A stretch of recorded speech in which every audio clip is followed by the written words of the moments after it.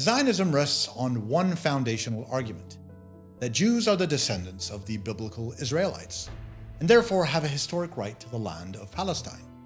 It is the idea of a chosen people and a promised land, of return, of a coming home after millennia of exile. Israel's founding father and first prime minister, David Ben-Gurion, once declared, "This land is ours historically, and that is our only justification for being here." But here's the question worth asking. What if the descendants of the ancient Israelites are not primarily the Jews who returned in the 20th century, but the very Palestinians and Arab peoples they displaced? What if biologically and genealogically, this covenantal line of Abraham, Isaac, and Jacob lives most strongly today in Muslim families of the Levant and Fertile Crescent? In this video, we'll walk through history, anthropology, and genetics to make that case, conducting an intellectual exploration that chosenness, understood originally as lineage, points to an unexpected conclusion. At its root, chosenness was a family concept. The Hebrew Bible defines Israel as the seed of Abraham, Isaac, and Jacob. The covenant was tribal, inherited through descent. Rabbinic Judaism later codified this in law. Jewishness passes through the mother. This matrilineal rule shows that even when belief wavered, ancestry alone sufficed to preserve identity. Rabbi Arthur Hertzberg once put it clearly, "To be a Jew is to be born into a family, not merely to adopt a faith." If that principle holds, then conversions over time, whether to Christianity or Islam, do not erase ancestry. They simply alter religious practice while the bloodlines continue. The implication is clear. Abraham's children are not defined by synagogue membership alone, but by descent itself. And when we look at the details of history, what's revealed is that most Judeans were never exiled.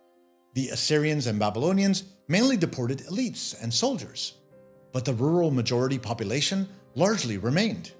Archaeologist Israel Finkelstein summarizes it bluntly. The image of total exile is a myth.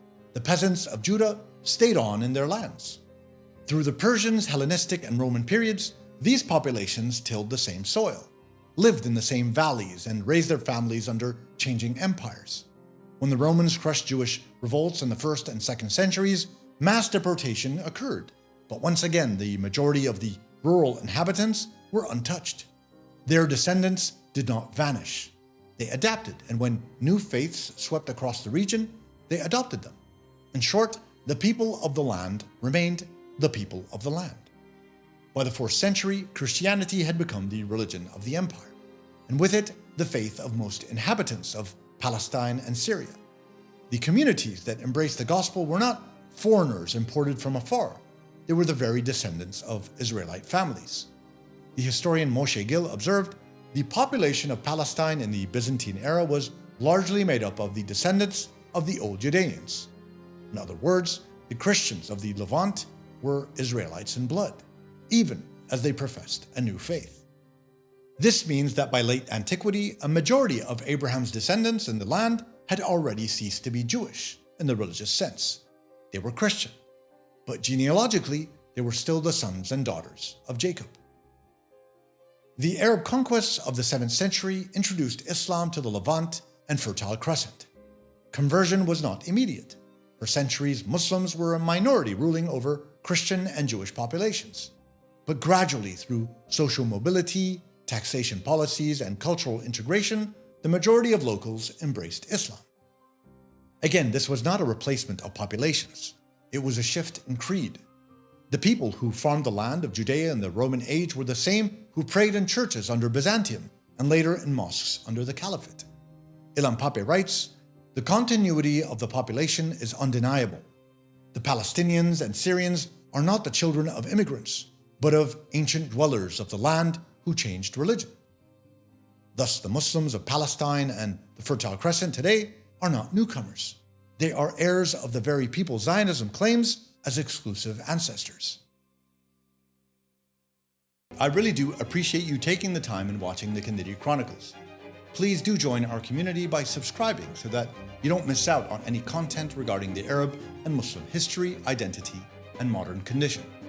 And if you really do enjoy the channel week in and week out and would like to support us even further, please do join us at our YouTube membership program as well as on Patreon.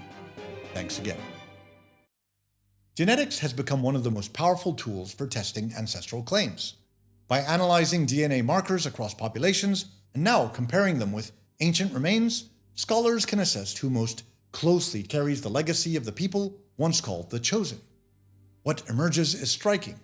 Jews and Arabs share common Levantine roots, but Palestinians and their Arab neighbors show much stronger continuity with the ancient Judeans than Ashkenazi Jews, for example. The landmark 2000 study by Almutnebel for Pinas compared Y chromosome lineages across Jewish groups and Palestinians. They found that Sephardi, Kurdish, and Yemenite Jews shared over 70% of their paternal markers with Palestinians, indicating a clear Levantine origin. By contrast, Ashkenazi Jews, the Zionist wave of settlers in early 20th century Palestine, showed far less overlap, with only around 50% Levantine ancestry in paternal lines as a best-case scenario, and the remainder reflecting centuries of admixture with Europeans. Genome-wide studies have refined this picture. Doron Behar's 2010 Nature paper demonstrated that Palestinians, Bedouins, and Druze form part of a core Levantine cluster, while Ashkenazi Jews fall genetically halfway between Europeans and Middle Easterners. Palestinians, according to this research, again show around 65 to 75% continuity with ancient Levantine genomes, compared to 45 to 55% for Ashkenazi Jews. Ancient DNA research has confirmed these findings with even greater precision. A 2017 study in the American Journal of Human Genetics, led by Mark Haber, sequenced Bronze Age Canaanite remains from Sidon and compared them to living populations. The results show that modern Lebanese derive 93% of their ancestry from Canaanites. Palestinians clustered extremely closely as well, showing between 80 to 90% direct continuity with Canaanite DNA. Ashkenazi Jews, by contrast, registered only 50 to 40% shared ancestry with Canaanites, with the rest drawn from European sources. Ariella Oppenheim, one of Israel's foremost geneticists, summarized it bluntly. Palestinians are the descendants of the Judeans. In other words, the people who stayed in the land retained the genetic imprint of its ancient inhabitants, even as their religion shifted from Judaism to Christianity and later to Islam. Even the much-discussed Cohen modal haplotype, associated with the priestly caste, appears across these groups. It is found in about 10% of Jewish men, but also in 3 to 4% of Palestinian men, suggesting that priestly lineages were not erased by conversion, but continued within the broader Levantine populations. The implications are profound. If the claim to the land rests on genetic descent from the Judeans, then Palestinians and other Levantine Arabs who demonstrate between 70 to 90% continuity with ancient Judeans and Canaanites hold the strongest ancestral claim. Ashkenazi Jews, by contrast, reflect a population more reshaped by Europe than by the Levant. The irony is sharp. Those portrayed as outsiders in their own homeland are, according to science, the closest living heirs of the people who once walked the streets of Jerusalem and prayed at the temple. Now, to clarify, Ashkenazi Jews today form the largest Jewish community worldwide and the dominant demographic in Israel, those who claim to be the rightful inhabitants of the lands based on the covenant with God. Yet genetically, they're also the most removed from the Levant. The historian Shlomo Sand has argued that, where he says that the majority of Ashkenazi Jews are descendants of converts in Europe.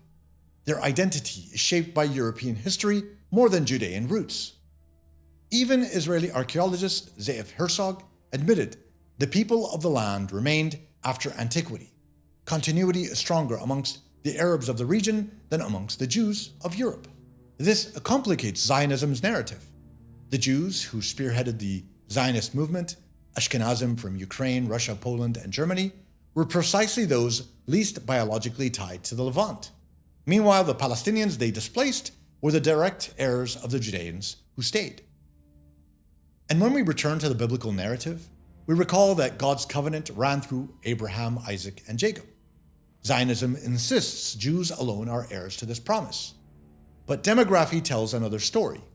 By the time of Islam's rise, most descendants of Isaac in the Levant were polytheists or Christians.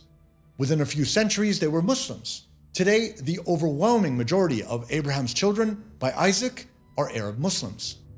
Historian Noor Masalha states it plainly. Palestinians are the modern descendants of the indigenous Judean population who converted to Christianity and later to Islam.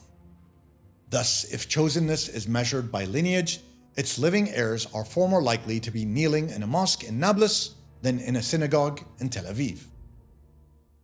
Zionism built its moral claim on ancestry. We are the children of Abraham and therefore the land is ours.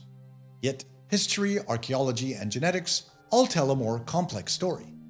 The people who never left the land, who tilled its soils, spoke its dialects, and carried its bloodlines were not Europeans arriving in the 20th century, but Palestinians and their Arab neighbors, Lebanese, Jordanians, Syrians, and Iraqis. The covenant, if it was with a people, belongs to them more than it belongs to Ashkenazi Jews. Shlomo Sand closes the circle with a provocative remark. If we speak of the children of the land, then it is the Palestinians who have the deepest roots. They are the forgotten Israelites. So, as a matter of fact, the chosen people of today may not be more commonly found in synagogues. They're mostly found in the villages of Palestine, in the hills of Lebanon, and in the markets of Damascus.